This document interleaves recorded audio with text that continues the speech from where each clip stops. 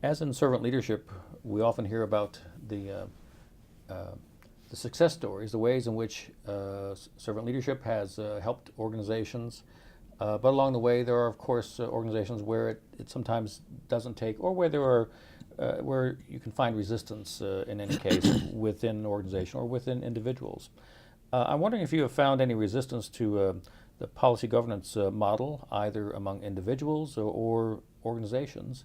And without naming them, what are the kinds of areas of resistance that you do encounter? Well, resistance to policy governance comes in many flavors.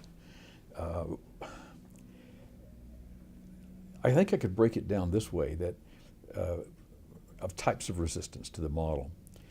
First of all, let me preface that by saying that most groups who hear a full explication of the model, and that takes, I don't know, 5 hours, let's say, and that's without great detail, but it does cover the total.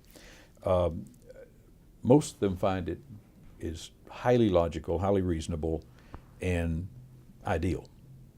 Not everybody, but most in any given group. So it starts off with very little resistance.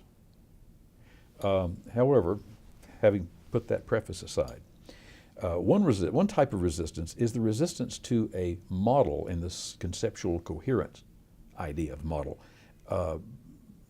at all, a resistance to having a conceptually coherent set of principles that you follow.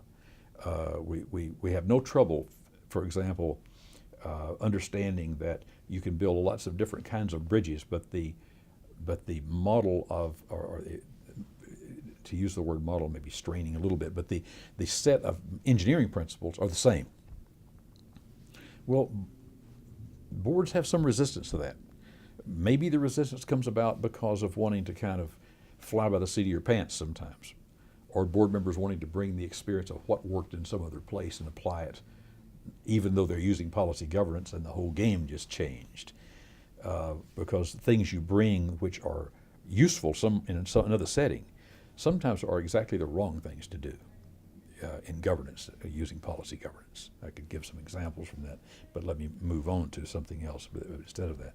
The other resistance is almost any real change involves a shift in power relations.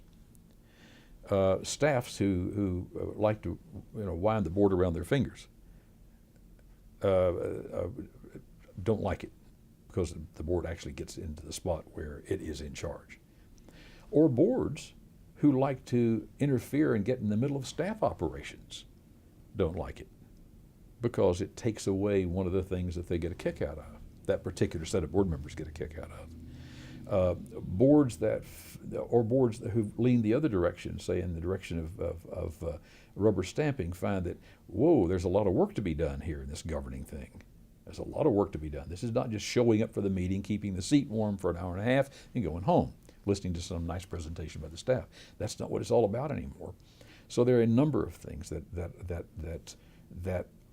people can find to be a resistance to a rigidly applied model.